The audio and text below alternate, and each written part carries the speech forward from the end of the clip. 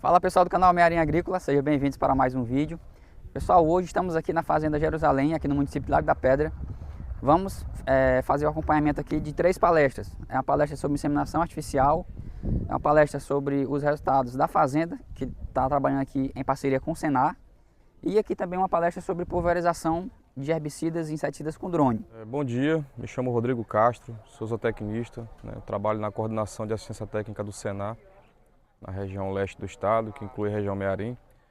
E a gente está aqui hoje, no segundo dia de campo da Fazenda Jerusalém, onde é um dia de campo que a gente vai fazer a apresentação de resultados da assistência técnica, porque o nosso foco é trabalhar a gestão de propriedades. Então teremos uma palestra com o técnico de campo aqui, o Braga, que vai apresentar toda a dinâmica da fazenda com relação aos resultados econômicos e técnicos. E a gente vai também falar sobre a IATF, que é uma das tecnologias que a propriedade utiliza. Então são 2 palestras que vamos fazer aqui hoje, sobre a gestão e sobre a inseminação artificial. E a gente vai ter também uma apresentação com drone, que é uma nova tecnologia que está chegando para somar com a gente. E aí vai ter aqui uma empresa, que é a Sumitomo, que vai apresentar os produtos de herbicidas e fazer uma apresentação com drone. Obrigado. Cara, João. Gente, eu estou aqui do lado do proprietário da fazenda, é o Alan Vilarins, e ele vai dar aí as boas-vindas para vocês aqui na fazenda. Bom dia, pessoal. Nós estamos hoje aqui na Fazenda Jerusalém. Eu me chamo Alan Vilarins, como o Bruno disse. Sou o proprietário da fazenda, E estamos aí no nosso segundo dia de campo da Fazenda Jerusalém, Trazendo aí o que há de melhor na genética do Nelore. Comecei há pouco tempo, estou com pouco tempo de estrada, no Nelore, no PO. Já tenho aí 8 anos de estrada no comercial, no PO estou com 1 ano. E estamos aqui apresentando nossos produtos, ao povo do Lago da Pedra, à população em geral, aos produtores da nossa cidade e da região. Quando precisarem procurar um tourinho, a gente já tem disponível aqui durante o ano todo. A feira, como eu sempre digo, é só uma vitrine, porque eu precisava mostrar meus produtos, Bruno? Sim. E aí tive essa ideia, graças a Deus consegui aí alguns parceiros, E fizemos o primeiro em novembro, adiantei aí para agosto por conta das datas, período. E estamos aí, Mais uma vez, pela graça de Deus, fazendo o segundo dia de campo, apresentando os animais, estamos disponibilizando um lote de burrinhos, estamos com exposição dos animais que foram feitos em ATF 2022, não estou vendendo, só fazendo exposição. Lote de novilha prenhas e os touros melhoradores. Nós estamos com a programação aqui, dos animais que estão à exposição. Logo depois nós temos aqui 2 palestras, que é um feito pelo técnico Fernando Braga, que é do programa Arteg, que é do Senar, que nós estamos aí com essa parceria com o Senar, O evento conta com a parceria do Senar. Temos a palestra desse técnico de exposição de resultados da nossa propriedade. Logo depois temos a palestra do Dr. Paulo Henrique, que é o veterinário que já tem 3 anos aí que acompanha a gente, falando sobre a IATF 2022-2023. E temos um almoço logo depois. Venha nos conhecer aqui no Povoado Arroz, na cidade de Lago da Pedra. Convido aí todos os produtores da região para uma hora dessa estar aqui me visitando, fazendo uma visita, a gente bater um papo e conhecer a nossa criação. Obrigado. Valeu. Qualidade não é só uma palavra bonita. Para nós da Vital Agro, a qualidade, a resistência e a durabilidade do nosso Eucalipto Supreme são conquistadas através de um elevado padrão de tratamento. Isso garante a total satisfação dos nossos clientes. Ideal para cercas e currais. A única com 18 anos de garantia. Faça já seu pedido. Eucalipto Supreme é da Vital. Bem, falando um pouco sobre o cenário do rebanho brasileiro, eu trago aqui uma imagem comparativa e de certa forma também provocativa, segundo dados do IBGE de 2021. Hoje nós possuímos aí em torno de 224 milhões de bovinos, sendo aí o maior retentor de rebanho bovino do mundo, E cerca de 80 milhões de matrizes, e somos hoje o segundo maior produtor da proteína bovina do mundo, com a produção anual de 9 milhões de toneladas. Aí, em terceiro lugar, temos os Estados Unidos, como dos retentores do rebanho bovino, com 89 milhões de bovinos, sendo que desses 89, 40 milhões apenas são destinados à cria, né? São as matrizes. E hoje ele é o primeiro colocado em relação à produtividade da proteína bovina, né? Com 13 milhões de toneladas. Então, a que se deve essa diferença, essa discrepância tão grande de produtividade, sendo que nós temos mais da metade da quantidade de bovinos e somos em torno aí de 30% a 40% menor em relação à produtividade? Eu posso atribuir, né, essa diferença principalmente a dois fatores. Em segundo lugar, eu atribuo aí a questão da comodidade tropical. Nosso país é um país que tem um inverno e um verão bem definido, então, devido a isso, né, exploramos ainda mais o sistema de criação extensivo, né? O sistema de criação extensivo, além de ser, apesar de ser um sistema barato, com a produção de arroba mais barata, mas ele também vai gerar menos produtividade, certo? Em primeiro lugar, eu atribuo aí a tecnologia, que alinhado a isso tem uma total relação, né? A tecnologia que os Estados Unidos impõem, por ele não ter essa comodidade tropical, né, não ter esse conforto de produção, na maioria das vezes o sistema intensivo. Então, por criar intensivamente, utilizando tecnologias como proteinado, confinamento, que é o que mais rola por lá, eles conseguem ser mais produtivos, né, produzindo em torno de 13 milhões de toneladas anualmente.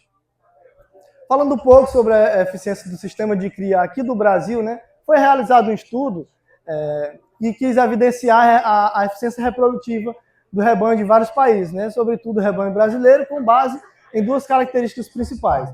Essas características foram a taxa de desmame, né, e a idade ao primeiro parto. Aqui a imagem também é ruim, mas em relação à taxa de desmame, o Brasil ele se encontra com uma das piores médias, né, desmamando em torno de 0,6 bezerros por vaca exposta. Então, assim, uma média de 60% na taxa de desmame, né? Relacionando aí com países como a Indonésia, Canadá e outros países aí de primeiro mundo, o Brasil se encontra numa média péssima, né? Visto que eles conseguem desmamar em torno de 80% a 100% dos bezerros por vaca exposta, né? Estando aí com a média acima apenas da Austrália, né? Que relatou aí em torno de 45% de desmame, né, por vaca exposta. Em relação à idade ao primeiro parto, a gente tem aí também médias altíssimas, né? No nosso país, as nossas fêmeas começam a parir aí em torno de 42 meses. Observando a média de todo o grupo amostral dos países avaliados, nós também estamos bem acima da média, o que não é interessante, né, para o nosso sistema de cria. A eficiência do sistema de cria se torna baixa, né? A gente vê países aí que conseguem ter fêmeas parindo a primeira cria aí com 25 meses, 30 meses, né? E aí a nossa média se torna bem elevada, né? Sendo visto negativamente aí para os indicadores do sistema de cria. Outro fator que não estava no estudo, mas que também tem uma relação com a eficiência reprodutiva, é a idade e peso a desmame de bezerro macho. A gente consegue observar nessa tabela que o nosso país, né, tem média de 7 a 9 meses no desmame, né, sendo que o peso desses bezerros desmamados estão em média de 150 quilos.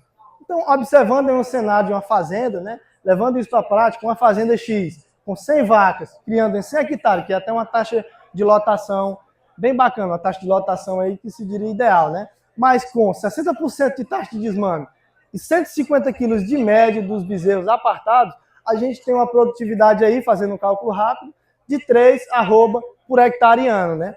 De bezerro produzido. Então, assim, em um sistema de cria, né, ou de recria, ou até mesmo da engorda, 3 arroba por hectare ano não paga a conta.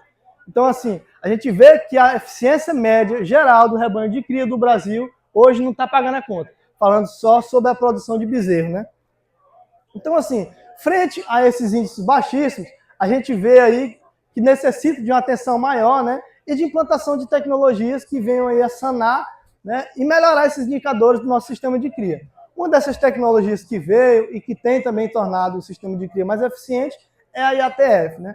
Falando basicamente, o conceito de IATF é a inseminação artificial em tempo fixo, onde é determinado o dia e horário que um lote de fêmeas serão inseminadas, né? E essa determinação se deve aí ao uso de alguma hormonioterapia aplicada, né? Onde a gente faz com que várias fêmeas sejam trabalhadas em um mesmo momento através de um protocolo hormonal. Então, em vez de estar trabalhando a reprodução de um animal por vez, eu consigo concentrar o cio dessas vacas, sincronizar e fazer um trabalho mais efetivo com a taxa de serviço bem mais relevante.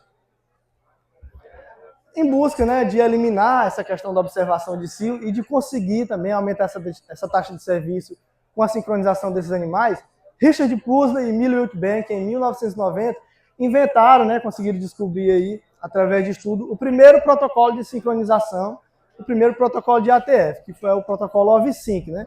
Ele consiste, basicamente, na aplicação de dois hormônios, que é o GNRH e a prostaglandina.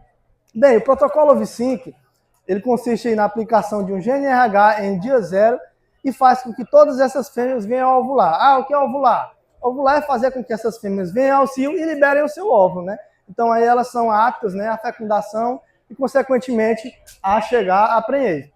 Então a gente faz essa aplicação do GNRH no D0 e com 7 dias quebra essa ovulação com a prostaglandina. Eu quebrando a ovulação de todas as fêmeas que foram expostas a esse GNRH, eu consigo sincronizar o máximo de fêmeas possíveis, certo? Após isso, eu faço outra aplicação do GNRH com 48 horas e aí eu faço basicamente a indução desse cio, né? 16 horas depois é aplicada a IATF, a inseminação artificial. Observou-se, né, que através desse protocolo OV-Sync não ocorria uma grande sincronização de fêmeas.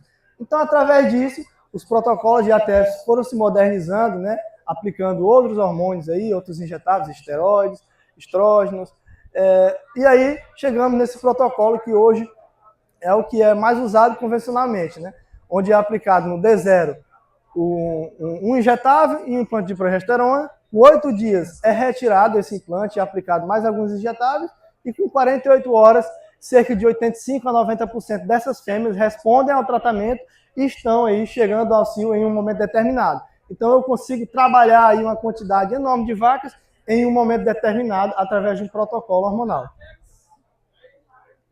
Sobre o panorama da IATF no Brasil, né?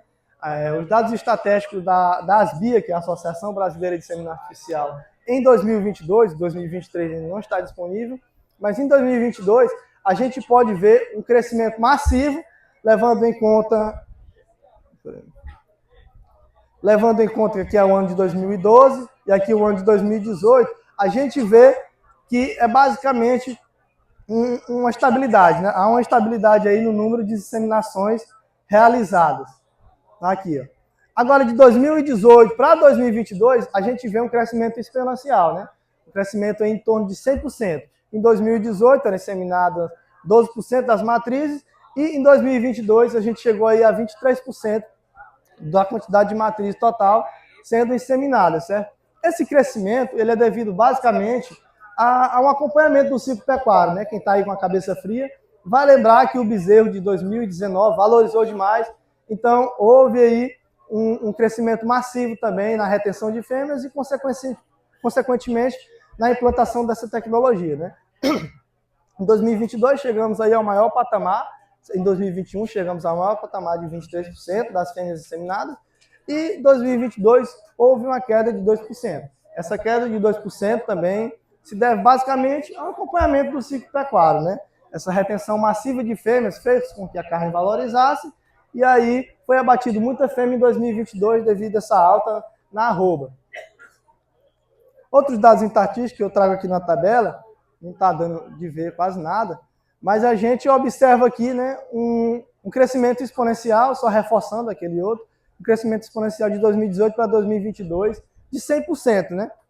Chegando aí um total de 23% de fêmeas inseminadas em 2022. Está alto? Não está, né? Mas frente à tecnologia, a evolução dessa tecnologia que a gente observa de 2012, a gente está bem, mas com a necessidade de melhorar ainda mais, visando as nossas médias hoje no sistema de cria, né? Panorama da IATF por estado, que não dá de ver muito bem, mas o Mato Grosso, né, hoje ele é o primeiro lugar aí em questão de número de animais inseminados, seguidos aí do Goiás, né, e Mato Grosso do Sul e Pará, certo? Que acompanha também a quantidade de animais que eles retêm lá, a quantidade de fêmeas. Aqui, proporcionalmente, o estado que mais insemina hoje é o estado de Santa Catarina, né? Santa Catarina é um estado básico, Santa Catarina e Paraná. É um estado basicamente de bacia leiteira, então eles inseminam em torno de 43% do rebanho, né? E com a tendência de aumentar agora em 2023, devido a essa melhora no leite, né? O produtor de leite aí deve estar sorrindo. Seu Paulo Maranhão ali não está achando ruim, não. Falando um pouco dos benefícios da IATF na produtividade da fazenda. São muitos benefícios que a IATF pode trazer dentro da produtividade da fazenda de cria, certo? Agora eu elenquei alguns, né? Primeiramente aí tem o melhoramento genético e a possibilidade do cruzamento industrial, né?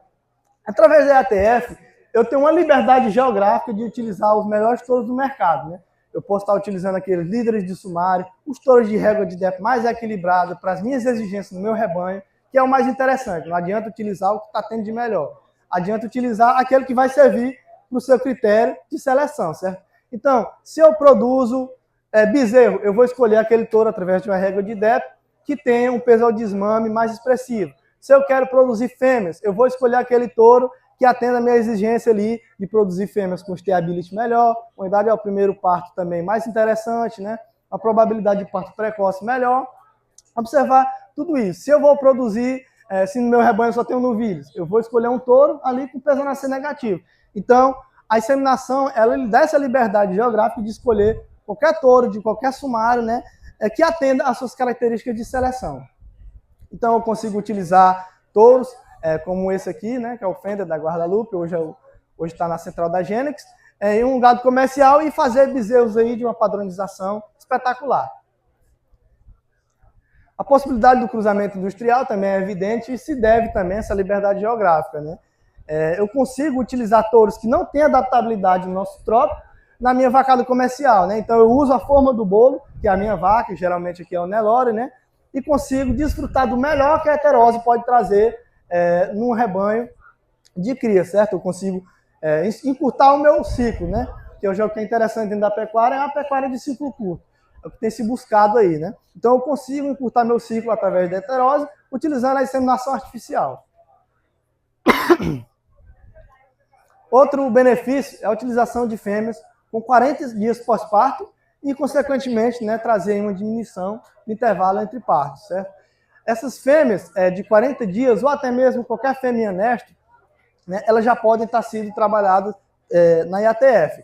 Aqui eu trago um gráfico, né, onde mostra uma proporção de fêmeas não gestantes em 90 dias de estação de monte, 3 meses, né, em 2 grupos amostrais. Um grupo amostral que foi realizado a IATF mais a monta natural, e o outro grupo só de monta natural, certo? Então a gente vê aqui, né, nesse gráfico que em 10 dias, né, levando em conta que o zero, que a data do implante, D0 e 10 dias a IATF, eu consigo trazer aí um índice de 50%, né, nesse trabalho.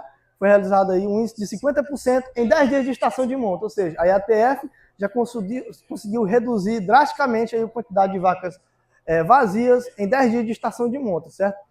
A gente observa aí que o grupo do touro, né, para conseguir esse 50% de inseminação, ele demorou em torno de 55 dias. 50% de prenhez demorou em torno de 55 dias, né? Sendo uma diferença aí de mais de 44 dias na antecipação das concepções e, consequentemente, também na antecipação dos partos, né?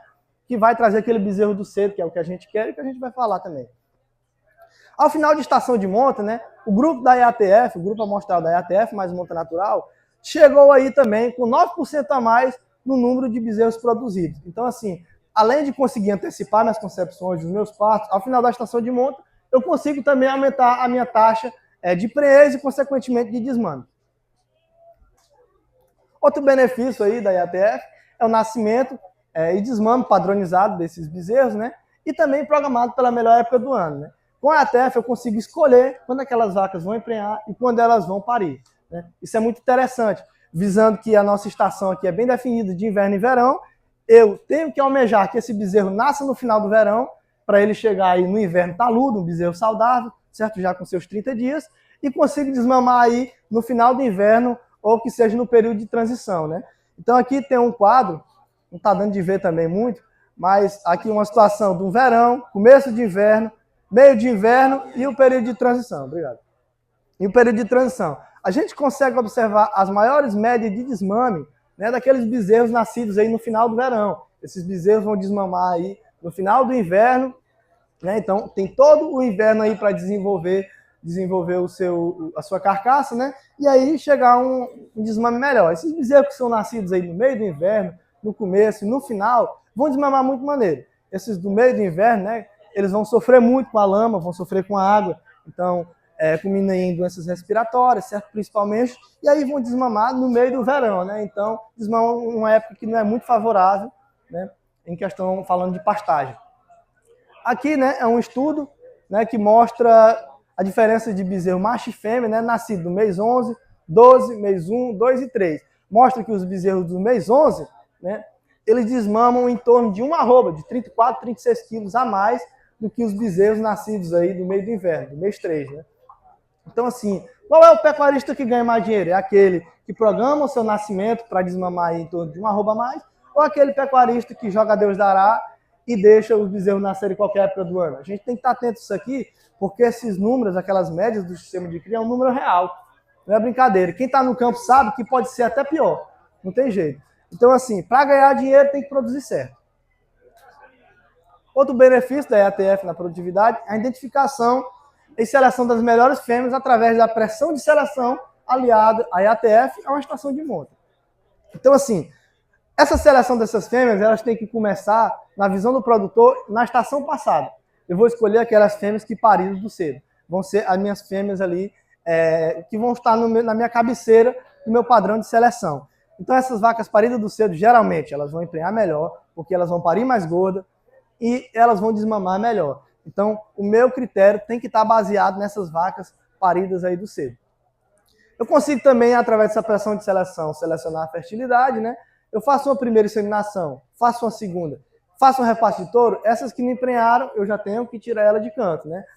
Sempre selecionar aí, nas novilhas, as bezerras de reposição, se possível, as filhas daquelas vacas que emprenharam na primeira inseminação. E realmente é o gado de melhor fertilidade da fazenda, certo? Então, assim, com certeza também elas vão desmamar melhor e vão chegar aí na próxima safra com um peso reprodutivo ideal.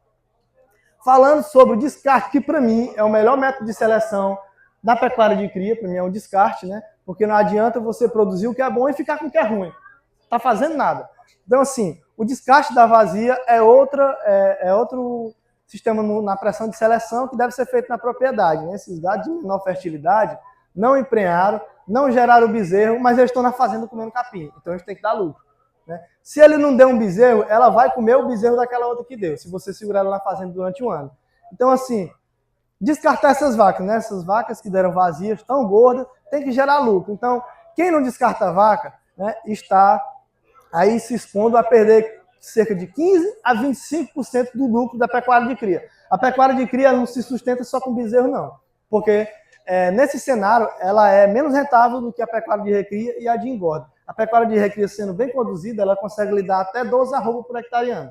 A pecuária de cria, a média é de 7 com bezerro. Se você fizer o descarte necessário das vazias, você consegue subir. E aí é onde entra o lucro do produtor, né? Em torno de 15% a 25% do lucro da fazenda de cria está baseado no descarte dessas vacas vazias.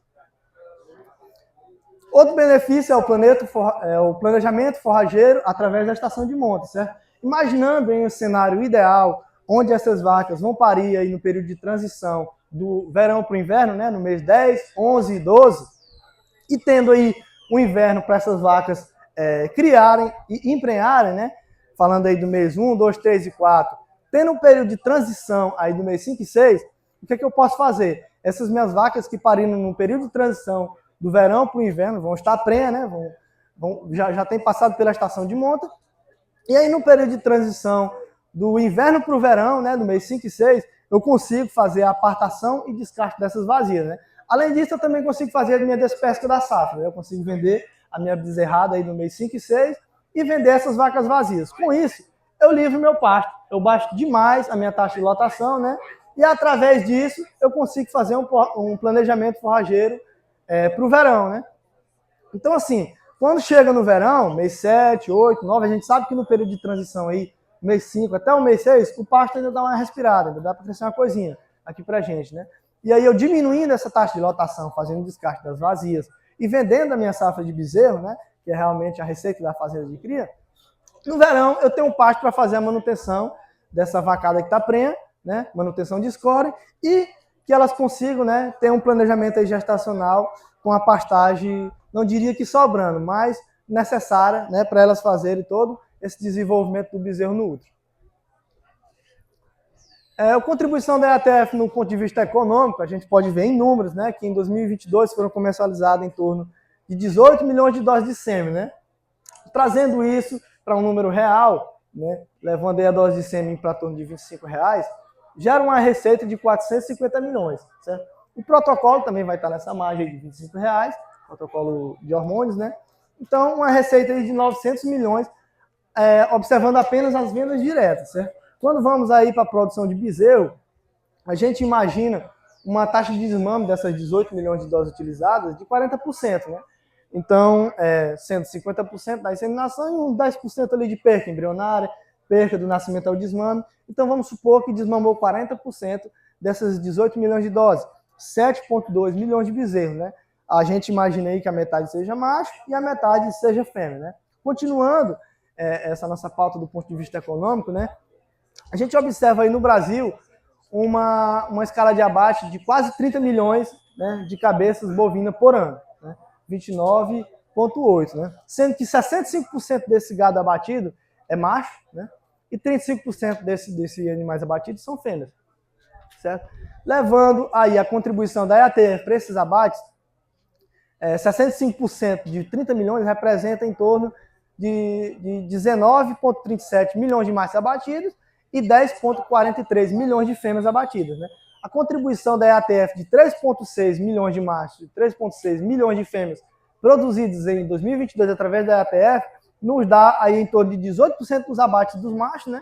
E de 35% das fêmeas que entram para reposição no lugar dessas matrizes que serão abatidas, certo?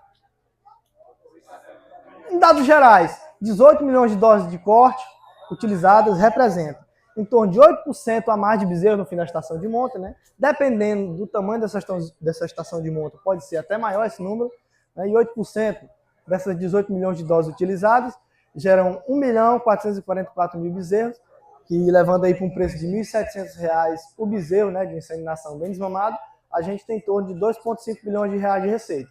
Mais de 20 quilos do bezerro no desmame, né, devido a essa programação do parto para a melhor época do ano, desmame na melhor época do ano, e o incremento genético, que também é uma realidade, né? A gente tem em torno de 7,2 milhões de bezerros, né? E aí, com 20 quilos a mais, e o preço do bezerro hoje no mercado, de R$ 8,50 o quilo vivo, gera uma receita de 1,15 bilhões de reais, né? Outro fator aí é um arroba a mais do desmame ao abate, né? Devido a esse incremento genético também, e o desenvolvimento do bezerro sem ele perder, né, eficiência durante o período de cria. Então, assim, um arroba mais do desmame ao abate, né, gera em torno de 7,056 milhões, né, levando uma taxa de mortalidade de 2% do desmame ao abate, né, vezes R$ 210, que hoje é o preço da arroba aqui no Maranhão, dá também uma receita em torno de 1,5 bilhões de reais, gerando uma receita geral de 5,1 bilhões de reais apenas por ser feita através da inseminação artificial em tempo fixo. Então, a contribuição do ponto de vista econômico também é bem expressiva. Apresentando aqui os resultados reprodutivos do Grupo Alumésio na estação de monta 2023, certo? O Grupo Alumésio, ele é composto basicamente por duas fazendas, né? A Fazenda Jerusalém, a qual nós fazemos presente aqui, e a Fazenda Luzilândia, né? Que está ali localizada em torno de 18 quilômetros. Esse ano a gente fez a utilização de 2 touros, né? Sendo que na primeira IATF a gente utilizou o touro Zap da Beabiza, né, da central da Genex, visando aí a reposição de fêmeas, né? Então a gente fez uma bica corrida nele. E na segunda inseminação, né, a gente utilizou o Épico RG, né, um touro mocho da central ABS, né, visando também a produção de bezerros pesados, né, e a retenção de fêmeas aí de padrão mocho. O manejo sanitário realizado na estação de monta 2023, né, a gente fez o uso de vacina reprodutiva, com a dose e com o reforço, né? Fizemos uso de vermífugo e modificador 30 dias antes da estação de monta, e o manejo nutricional foi conduzido aí pelo Fernando, que é o consultor da fazenda, utilizando aí o método de pastejo alternado e o sal mineral, a reprodução da Gaspari, feito o fornecimento 45 dias antes da estação de monta. Aqui é uma foto da vacada, né? A vacada chegou aí na primeira inseminação com um score bacana, né? E possibilitou um trabalho também de forma eficiente. Bem, foram expostas nessa estação, né, apenas 128 vacas paridas no mês 11 e 12, né, a IATF. Então, assim, na Fazenda Jerusalém, na primeira IATF, a gente inseminou 47 vacas, e na segunda IATF, 20 vacas de recinto, que é essa aqui.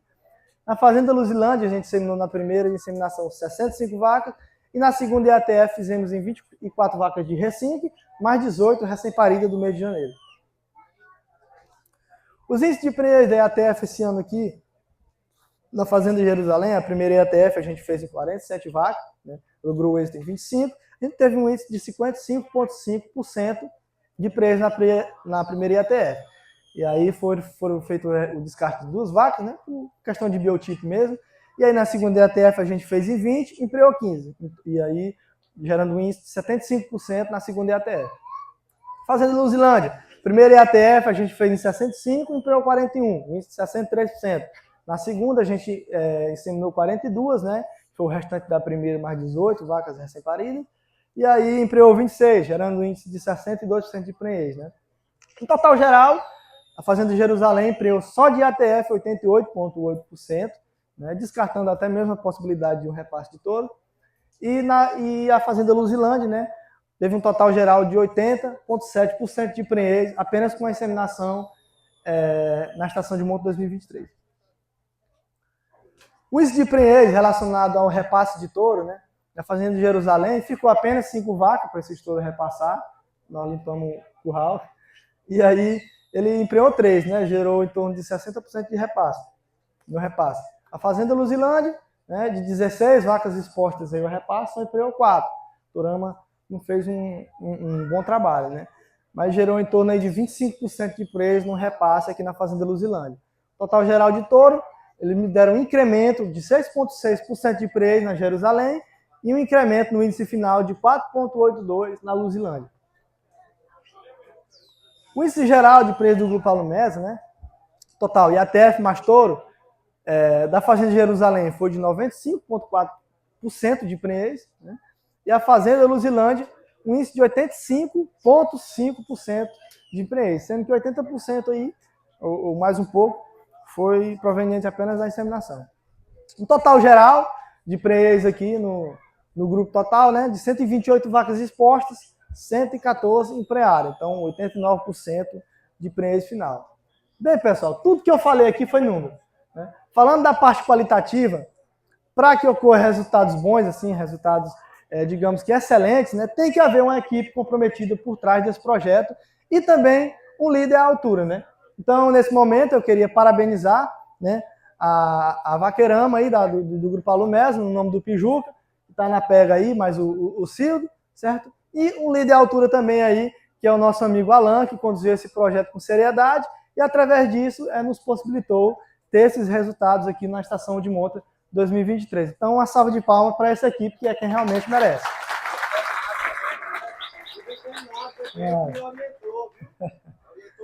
Então, pessoal, essas foram as nossas palavras, né? E diante do que foi exposto, estamos aqui abertos a perguntas e sugestões. Obrigado. Eu trabalho com 25 fazendas. As 25 fazendas não são todas que têm a mesma realidade. Por isso que a gente tem que pensar certinho em qual método desse planejamento a gente vai trabalhar.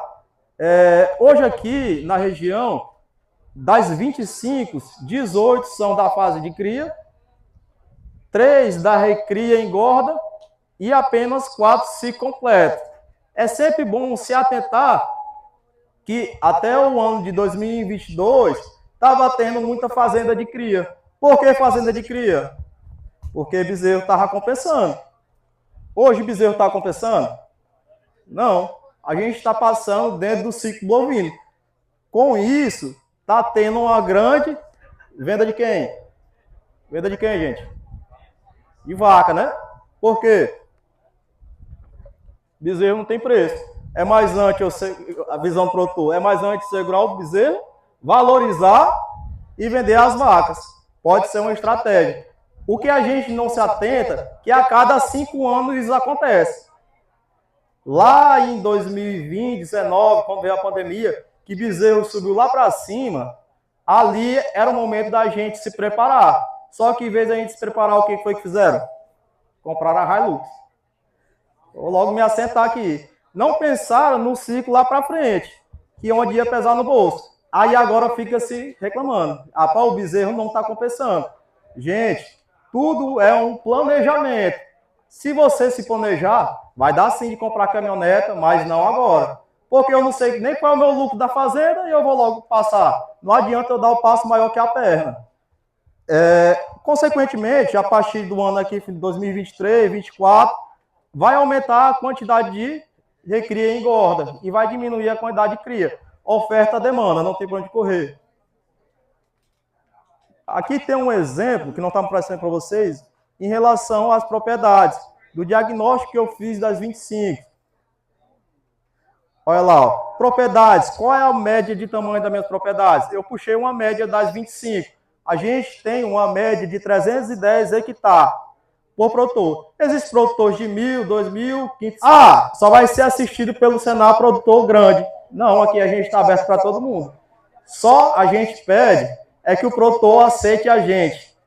Porque é tão legal quando a gente chega na fazenda, a gente estuda e tudo mais, passa uma recomendação técnica e o produtor faz.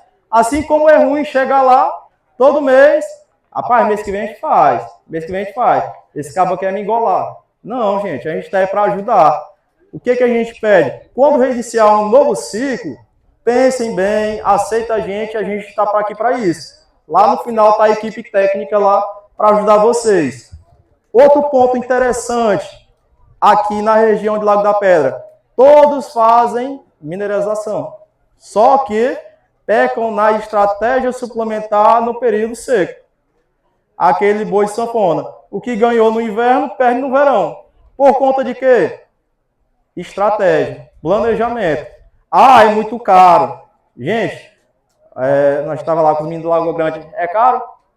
É caro suplementar? É caro, Fagner? É não. A gente calculou o custo de uma mineralização com ureado, com sal de reprodução, ano, R$ 147,00. Qual a diária de uma vaca sendo mineralizada? 37 centavos. É caro. A gente tem que fazer conta para se programar. Estratégia alimentar para o período de seca é um investimento que tu está fazendo para ti. Mas só quando vocês mudar a realidade. Pensar que é uma empresa rural, não é uma fazenda, não é hobby.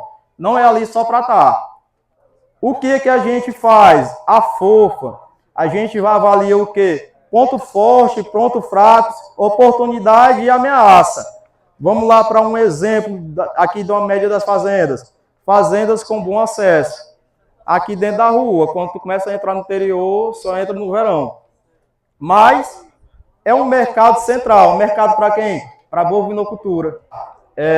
Em relação ao planejamento estratégico, eu trouxe um exemplo aqui para vocês. Deixa eu ver se eu consigo ver. Escrituração zootécnica. Planejamento a curto prazo. Qual é a dificuldade de eu numerar uma vaca? Gente, é fácil demais. Para quê? Qual a importância que eu vou numerar uma vaca? Para identificar o que é que tu tem em rebanho. Saber se aquela vaca está te dando bezerro ou não, se está doente, uma identificação. Ah, mas eu sei, eu conheço todos os meus animais.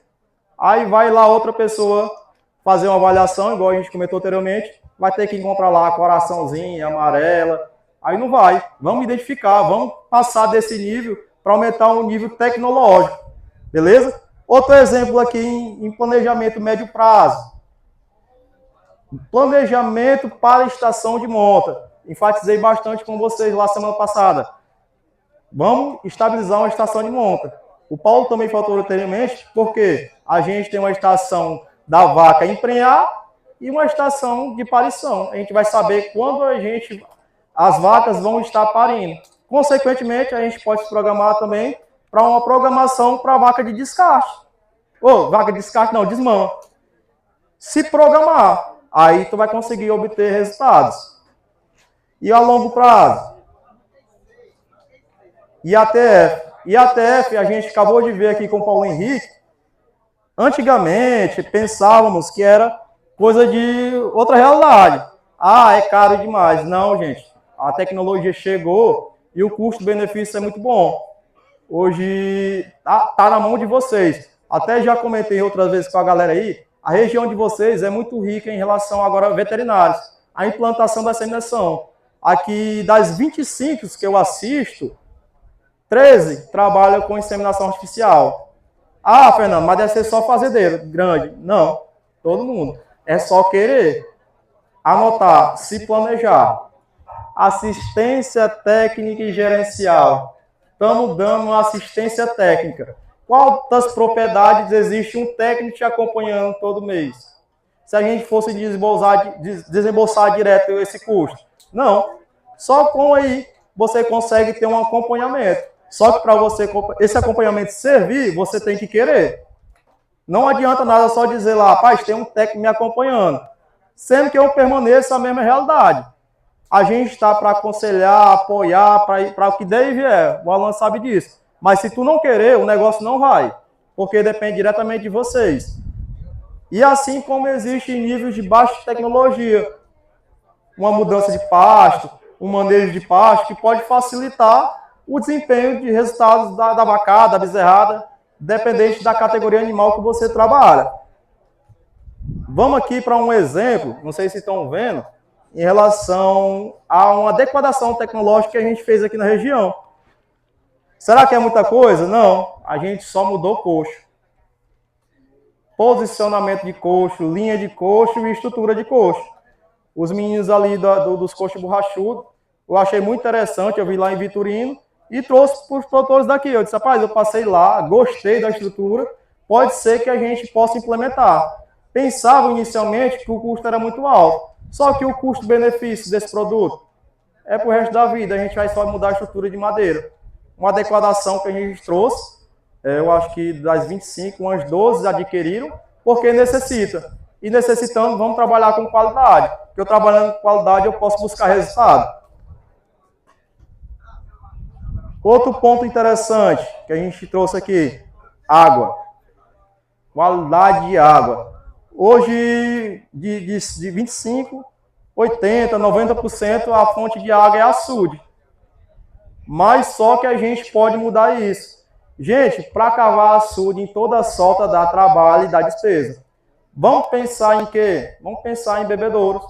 Faz um poço e distribui para toda a fazenda. Então não vai ter necessidade de cavar açude em todas as soltas e vai levar água de qualidade para todo o ambiente. Ah, mas é muito caro. Bota na ponta do lápis para vocês verem. Outro ponto interessante, cerca elétrica. Tem muitas pessoas que são presas nisso, mas só que o custo-benefício é muito alto. É uma tecnologia que veio para ficar, justamente para isso. As estacas normal, a cada 3 metros, uma cerca elétrica, a cada 12, 15 metros, 3 pernas de arame. Ah, mas depende de energia elétrica. Tem energia solar. Vê que foi para ficar. Beleza? Isso são algumas tecnologias que a gente está implantando. Como eu falei anteriormente, ó, estação de monta, monta natural, IATF, estação de nascimento e planejamento. Vamos trabalhando aos poucos. Não adianta eu dizer, pá, Braga, de jeito que tu quer ir também não vai, não. Cada produtor tem uma realidade diferente, e cada um de vocês também tem uma realidade. Tentem melhorar a sua realidade, no que é possível. Após a gente mudar esses planejamentos, aí o que vem? A capacitação dos produtores. No ano de 2023, a gente, o Senar em si, parceria com o sindicato, a gente trouxe 3 cursos aqui para capacitar os produtores, nesse intervalo de 6 meses. Os cursos foram manejo sanitário. Para que manejo sanitário? Aplicação, tirar sangue de animal, fazer da forma correta, porque tudo isso é um custo. E a gente pensou diretamente nisso. Pensar no produtor para ajudar, porque a gente está só 4 horas lá. O que a gente fala, às vezes, fica na mente ou não. Mas quando vem 3 dias, tu sentado na cadeira, tu tendo um professor aqui para tirar só tuas dúvidas, melhora. Ah, mas só vai ter essa vez? Não, a gente pode trazer novamente, pode ter um ciclo novamente, melhorando assim o resultado. Que interessante. Depois disso, aí a gente trouxe o curso de inseminação artificial. Para quê? Para a gente ajudar os produtores, para eles próprios inseminar seu rebanho. Ou o produtor, eu sei que às vezes a vida do produtor é um pouco corrida, o vaqueiro, o profissional, dá oportunidade para pessoas que estão ao seu redor. Para quê? Para valorizar a região, para ter um custo melhor, custo-benefício. Com isso, a gente finalizou o curso de manejo alimentar. Falamos de sanidade, falamos de inseminação e falamos sobre comida. Comida para boi e vaca. Não adianta eu fazer tudo isso sem o alicerce. E o alicerce de tudo isso é a nutrição. Aqui não está aparecendo a foto, mas a gente teve dos cursos que a gente trouxe, a maior parte o produtor estava presente.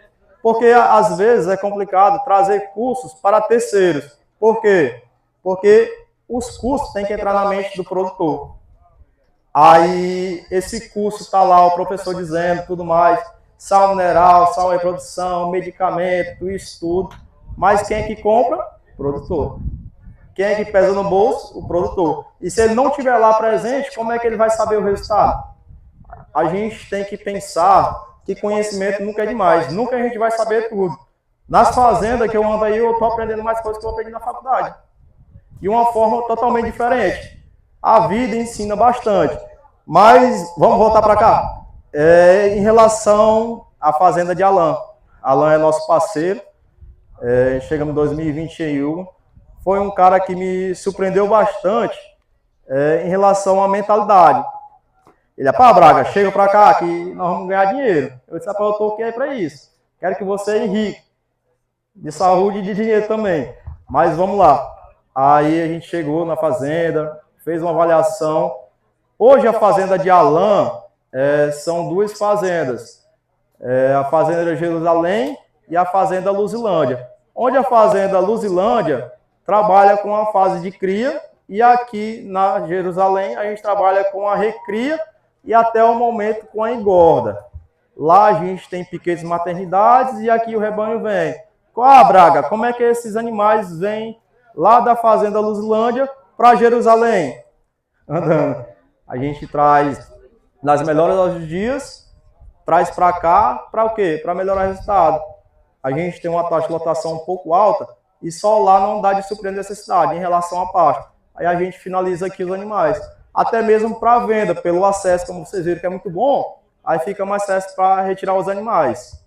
Hoje, as duas fazendas, ela tem um tamanho de 450 hectares e de pasto aí uns 420, centralizada principalmente aqui a Jerusalém, em Lago da Pedra, povoado Arroz, onde nós nos encontramos hoje, e a fazenda Luzilândia em Paulo Ramos, no povoado Pedro Lourenço. Duas fazendas com acesso muito bom.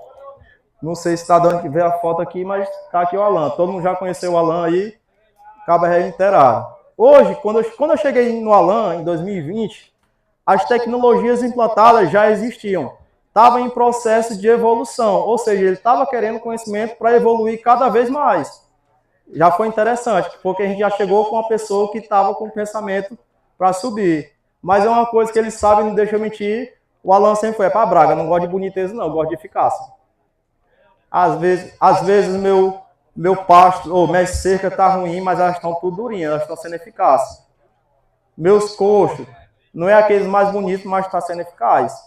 Por isso que pesa diretamente no bolso do produtor, porque ele pensa nisso, eficácia. E é por onde eu passo, por isso sempre eu deixo isso. Produtor ser eficaz, não importa as metodologias. Eu acho muito bastante interessante quando o cara faz aquelas gambiarras e dá certo. Reduzir custos, mas não tem pra onde correr, não. E o início das ciências foi em 2021, em janeiro, mas a gente se conheceu em dezembro. Assim como as demais, a gente fez a matriz SWOT, a gente fez o levantamento, pontos fortes, pontos fracos, vantagens. Uma grande ameaça aqui na região de vocês, como nas outras, são fogo. A gente está entrando no período seco, a gente tem que se preparar. Vai ter um curso, até o Marcelo está para ali, provavelmente mais futuro, em relação a queimadas, que é muito importante aqui para vocês. Qual estratégia eu utilizo no período da queimada? A gente fica preocupado, na hora que vê um fogozinho subindo, já vai correndo, porque a incidência é grande demais. Oportunidade. Qual a oportunidade que a gente tem aqui na região? Já falei para vocês. O rebanho local, o comércio local. O comércio de vocês é muito rico. O que falta é vocês se unir e vender os animais em maior quantidade. Eu tenho 50, 300, ou 150, 10, 15. Une esses animais e vende volume. Quem tem volume tem preço e não falta mercado.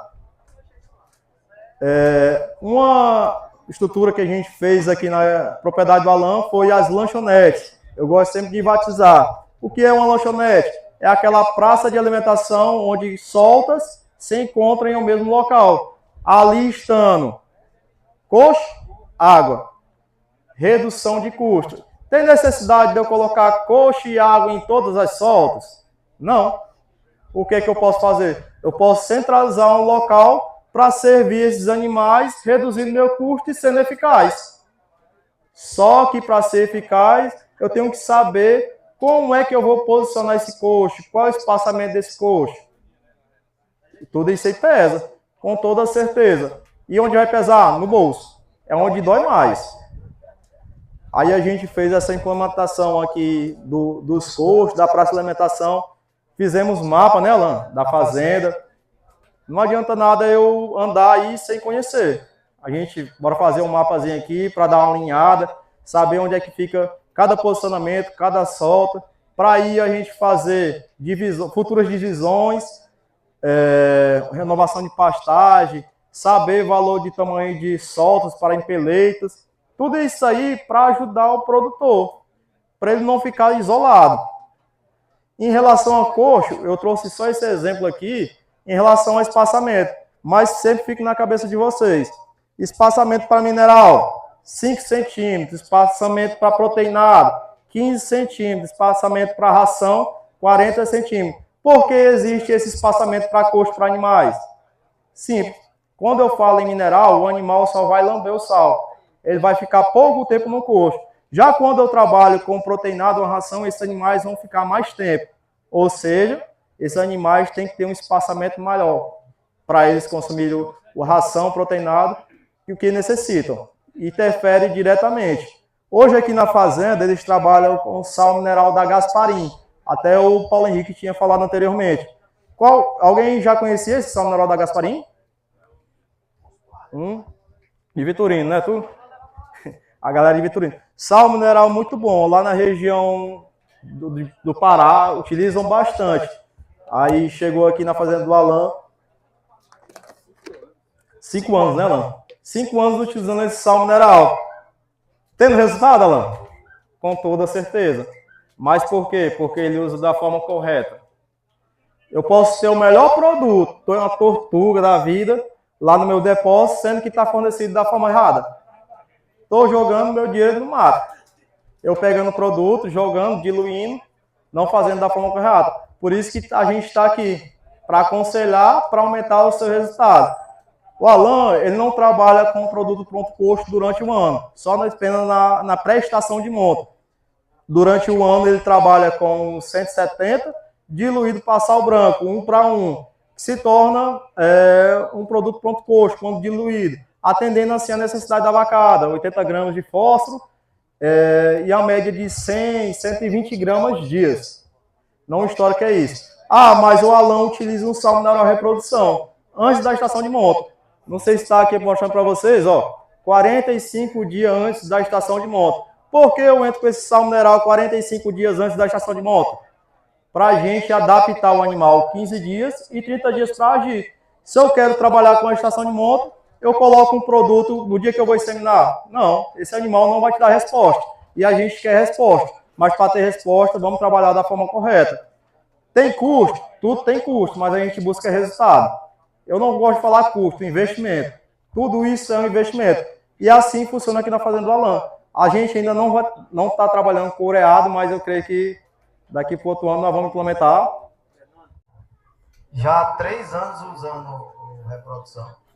E da forma que eu venho colocando, com 45 dias, vem dando um excelente resultado. Na outra palestra, o rapaz perguntou por que eu não fazia com 90 dias antes. Mas o Fernando falou que eu já passo o ano inteiro fazendo o FOI 670. Ou seja, o gado do Alan já está mineralizado. Quando a gente fala em sal mineral reprodução, qual o objetivo? Aumentar a taxa de fertilidade do animal. Por isso que eu vou mudar para um sal, apenas para isso, para aumentar a taxa de fertilidade. Não há necessidade de eu trabalhar 1 ano, 3 meses, 4 meses com sal mineral para aumentar essa taxa de fertilidade. Se o animal estiver nutrido e mineralizado. apenas 45 dias basta. 15 dias para adaptação ao produto e 30 dias para ele agir. E depois inseminar. O que a gente faz aqui na fazenda do Alan? Em relação a bezerro, o foco principal é vaca, cria. Eu passo 9 meses de gestação. Minha vacada vão parir. Eu não tenho um local para essas vacas parir. A gente tem que ter maternidade. E tem que ter cuidado com esses bezerros recém-nascidos. Se acontece qualquer coisa com o meu bezerro, prejuízo. A vaca está lá 1 ano, me dando prejuízo.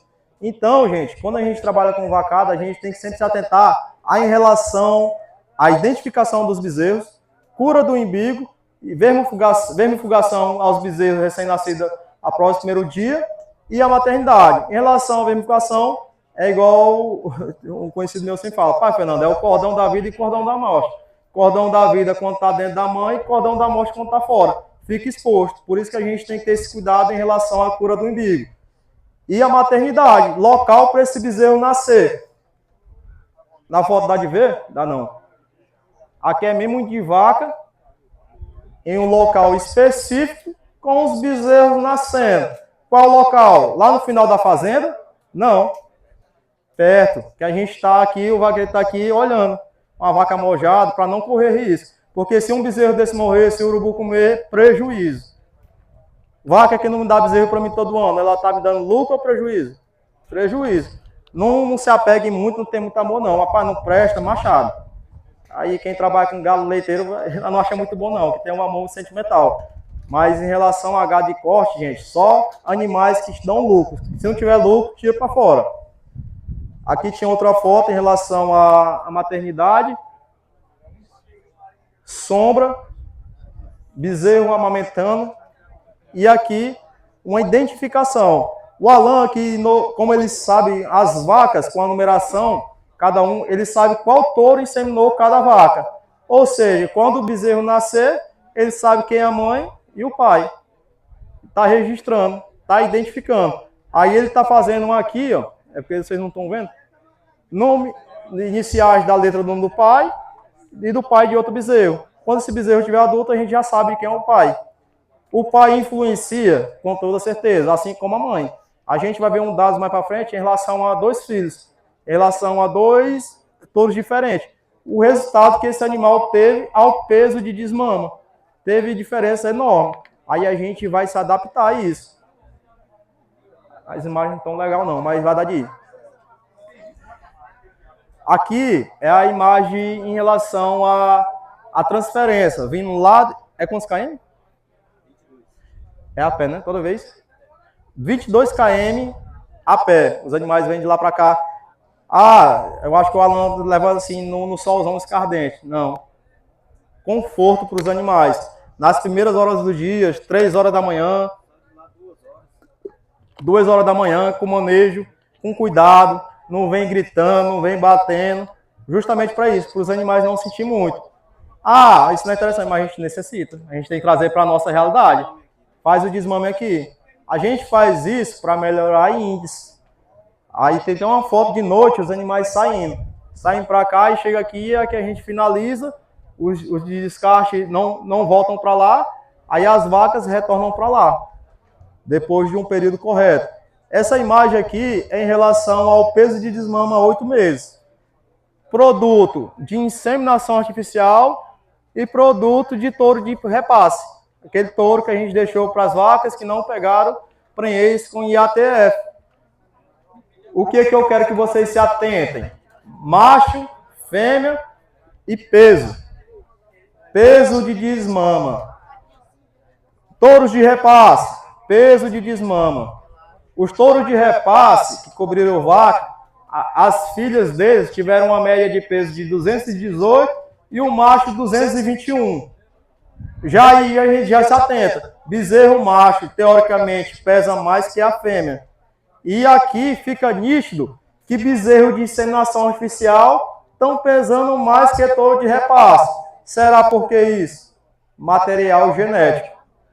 Qualidade. E quem tem qualidade tem o quê? Tem preço, tem comércio. Primeiramente, quando a gente quer investir, vai embora no bom. Falta comércio, Alan? Não falta. Quem trabalha qualidade sempre vai ter o seu comércio garantido. E o preço totalmente diferente. Olha aqui, em relação ao Mutone e o Épico. O touro Mutone apartou os bezerros machos por 230 kg. O Épico, 238 kg. Já houve mudança em relação a touros de inseminação artificial. E as fêmeas, 232 e 234. Olha aí que interessante. O Mutone, a fêmea teve um peso de desmame mais que o macho. O que pode ter acontecido? Um touro específico para a fêmea. Uma precocezinha, não? Na verdade, Fernando, tu trocou aqui. Foi o Épico? O Épico, ele ganhou nas fêmeas. E eu, na época que eu comprei ele, foi por indicação que as fêmeas seriam muito boas. Precocidade, Então, né? Exatamente. As fêmeas do Épico bateu nos machos. No macho. Justamente por isso, pela seleção do touro em relação à precocidade. Consequentemente, minhas fêmeas vão ser mais precoces. Seleção de touro. Outro ponto interessante que aconteceu aqui na fazenda foi isso aqui, ó. Touro. A gente trabalha com ciclo completo. Mas só que, entretanto, porém, o mercado está ruim. E o mercado ruim, eu tenho que botar preço. Para quem eu vou vender? Teoricamente, eu iria vender direto para frigorífico. Não. Alan, se atentando ao mercado aí, vizinho e tal. Não. Minha receita da fazenda está legal? Eu tenho necessidade de vir aquele valor cheio no final do ano? Não. Achou no mercado local, onde abateu, conseguindo um preço de 20% a 25% a mais do que o frigorífico. Só que, entretanto, matando 2, 3 animais por semana. Não aquele que saía 30 bois direto para o batedouro, mas só que ele se planejou. Foi uma estratégia que ele fez para ter lucro, em diferença dos demais. Mas para ter essa estrutura financeira, teve que se planejar, teve que se organizar. Aí, e foi até os bois machos Angus, que a gente sabe que tem um rendimento de carcaça, qualidade de carne muito superior à da Nelore. Até ali na entrada tem um Alberdin Angus. É filho único, deixou só para vocês verem o material genético e a diferença desses animais. Se você pesquisar, se vocês cotar preço, vocês acham produtos e vendem produtos com preços que agradem. Não distrate os animais de vocês, isso é a produção de vocês. Não se venda ao mercado. Mas para você não se vender ao mercado, se programe e tenha produto de qualidade. Olha aí a carnezona do bicho, mas não tá pegando legal não. Eu botei, Alan, isso aqui, a gente apresentação do ano passado. Ano passado, o mercado estava rendendo. Aonde é que os bois foram ser abatidos? Frigorífico. Estava rendendo, lá estava dando lucro. Não se apeguem, gente. A gente tem que pensar em dinheiro. Quem está pagando? Para cá. Então é para cá que eu vou correr. Isso foi uma estratégia que foi show de bola. E o mercado local só comendo carne de qualidade. Não carne de vaca, que é batida todo mês lá. Outro ponto interessante que a gente fez aqui na propriedade do Alan, análise de solo. Análise de solo para a gente trabalhar com melhoramento de forragem. Qual melhor forragem vai se adaptar aqui para a região? Vou fazer uma análise de solo para me saber e implementar produtos. O que é que a gente pode fazer aqui também na fazenda? Milho. Para que eu vou plantar milho? Para mim, bolar uma estratégia nutricional no período seco, reduzindo meu custo. Esse ano passado a gente não fez, mas esse ano a gente se programou, fez a plantaçãozinha de milho ali e vai colher os próprios frutos. Reduzir custo, pensando em capital. E que show de bola. Outra coisa interessante, reforma de pasto. A gente modificou a pastagem da maternidade, não é isso? Escolhemos uma planta forrageira. Essa planta forrageira vai me dar mais resultado do que o capim anterior, pensando em aumentar a lucratividade. Não é para outra coisa a gente, não. Não é para estética, não é nada do tipo, não. É para dar dinheiro no bolso. Como é que os animais perdem menos peso, como é que ganha mais, qual capim prejudica menos, mais. É isso, é bolar estratégia. Não é na doida, não. A gente pesquisa e efetua com qualidade. Em relação à Fazenda Jerusalém, o que a gente focou aqui? Melhoramento genético, melhoramento de estrutura Com isso, a gente resultou em maior eficiência. Será que interfere diretamente? Até estava conversando com o Alan em relação à estrutura, né? A gente não está no momento tão interessante para investir. Por conta dos preços que a gente está tendo hoje, se torna um pouco complicado. Mas, fé em Deus, a gente vai trabalhar certinho para a gente começar a modificar mais a estrutura. Mas nunca deixando a desejar em relação à eficiência. A eficiência sempre tem que aumentar. E eu aumentando minha eficiência, eu vou mudar de fazenda e se tornar uma empresa rural. Vai ter um destaque em relação a outros produtores, porque ele focou e teve planejamento. E, final das contas, lucro. Qual o lucro que a gente vai ter? Pessoal, era só isso que eu estava aqui para dizer para vocês. Agradeço muito. O Alan vai falar um pouquinho aí. O que o Fernando colocou aqui, o que o Paulo colocou aqui, tudo realidade. Eu quero frisar uma coisa que muitas vezes vocês podem estar achando, rapaz, mas eu não consigo fazer isso. Gente, eu não sou um grande produtor rural. Nosso rebanho varia entre 400 a 500 cabeças, né? Tem época do ano que diminui até menos de 400. Então essa realidade que ele colocou aqui, os números que o Paulo trouxe aqui, vocês podem perceber que é um rebanho pequeno, que é um produtor rural pequeno. Então não tem essa de dizer, eu não vou fazer porque eu sou pequeno. O que vocês têm que entender é se tecnificar. Ou seja, através desses programas que o Senar oferece, através de outros programas. Mas o importante é nunca baixar a cabeça para a dificuldade, né? Vocês estão percebendo, nós não somos, friso mais uma vez, não somos um grande produtor de carne. Mas a gente tenta sempre estar atrás dos lucros. Mesmo os pequenos, com esse programa de tecnificação, conseguem obter aí uns excelentes resultados, né? Eu pedi para o Fernando, nós nos alinhamos a respeito da palestra, queria que deixasse bem claro isso. Eu pedi a parte porque ele não falou, mas digo mais uma vez, qualquer produtor rural pode colocar isso aqui em prática. Basta querer, basta se organizar. Os números estão aí, eu não faço inseminação com 300, 500 vacas.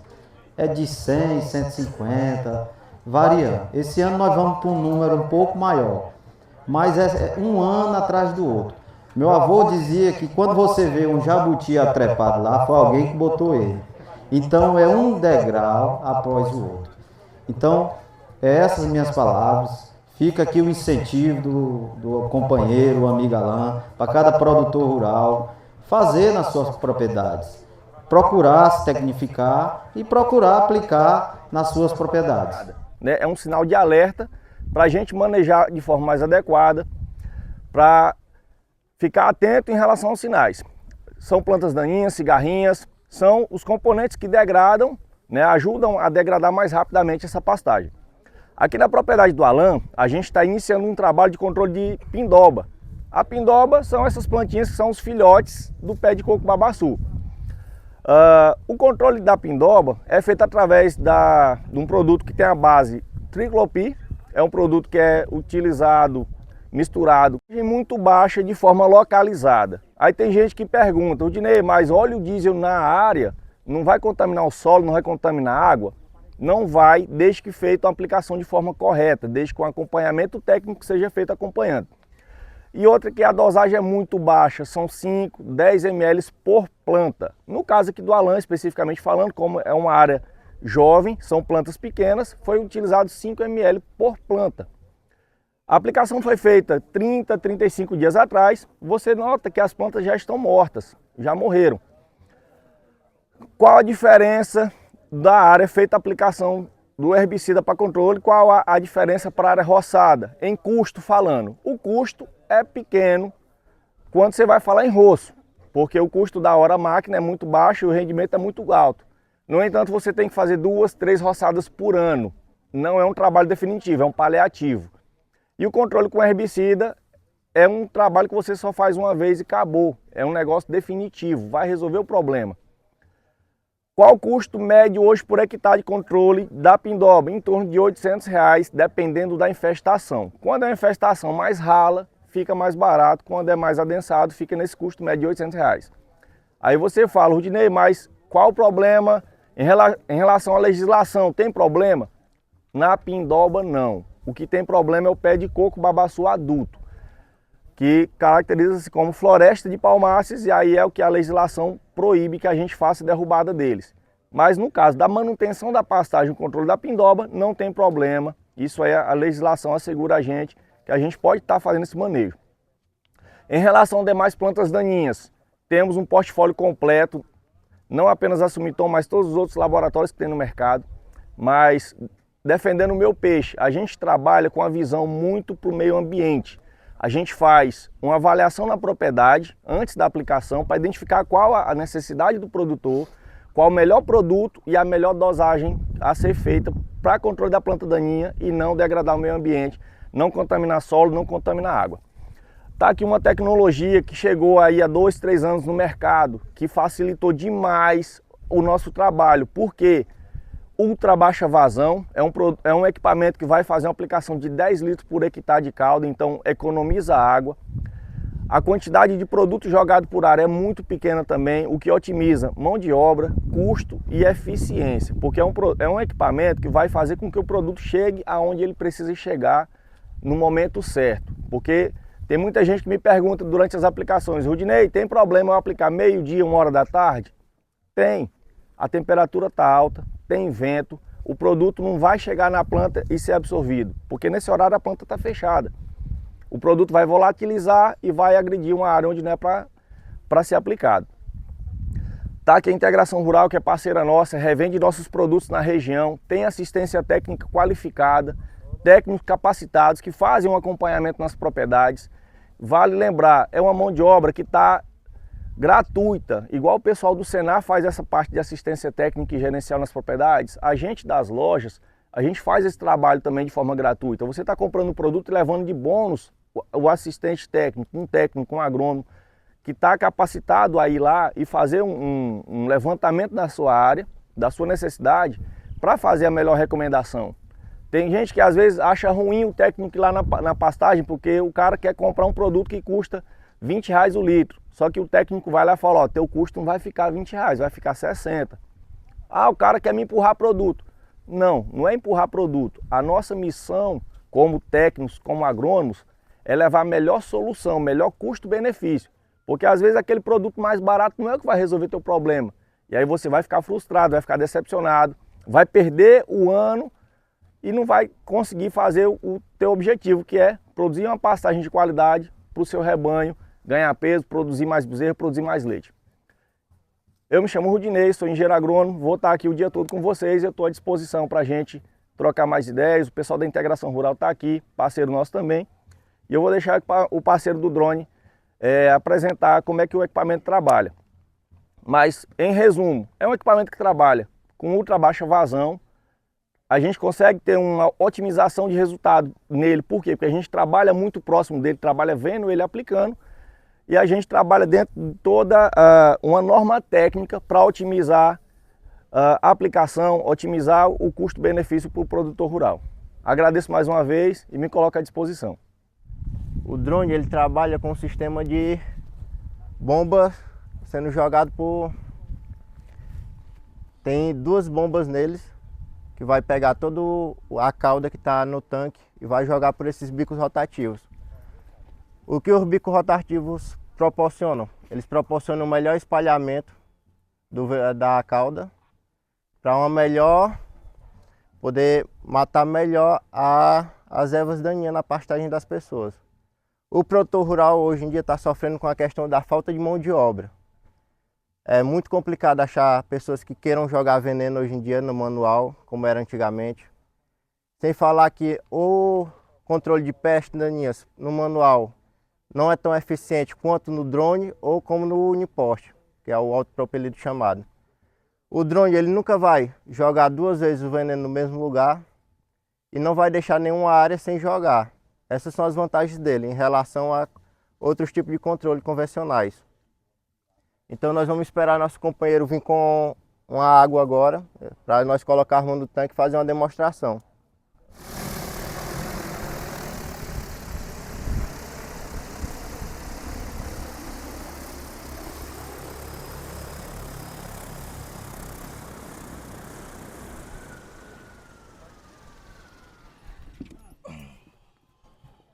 Devagar aí pra mim.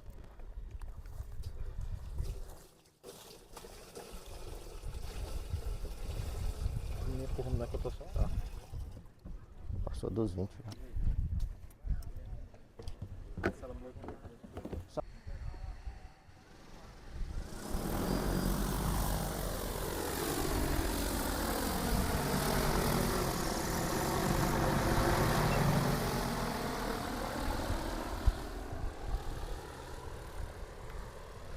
Nessa grama aí, né? É.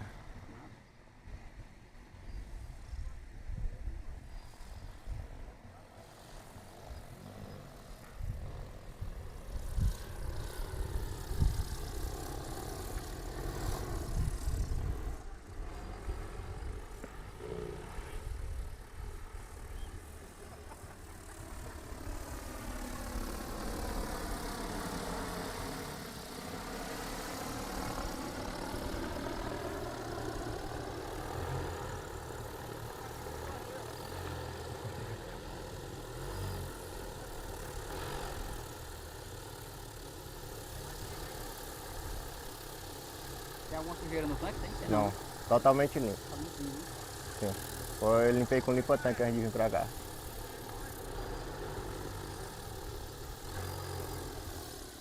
O povo quer tomar um banho mesmo, né? Olha aí, ó. Quer banho?